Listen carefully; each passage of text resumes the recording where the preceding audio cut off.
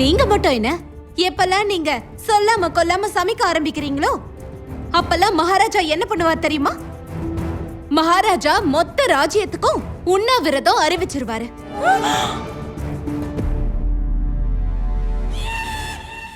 பாருங்க மகாராஜா, மகாராணி சின்னாதேவி என்ன கேலியும் பண்றாங்க, அப்புறம் என்ன அவமதிக்கிறாங்க. நீங்க மட்டும் என்ன புகழ்ந்துட்டு இருந்தீங்களா என்ன? மகாராஜா நீங்களே கேட்டீங்கல்ல. போதும், 2 பேரும் நிறுத்துறீங்களா?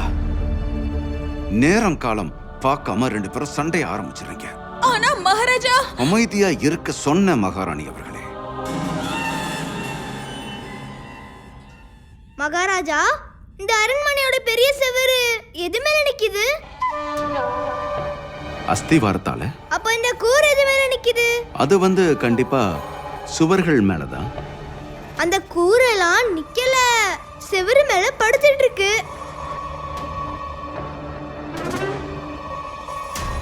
இந்த அரண்மனைய கொஞ்சம் கூட சரியா கட்டல. என்ன ஓய்வு இல்லாம பேசிக்கிட்டு இருக்க அந்த பொடிய பையன். அப்பா நீங்க வாங்க, உள்ள போலாம்.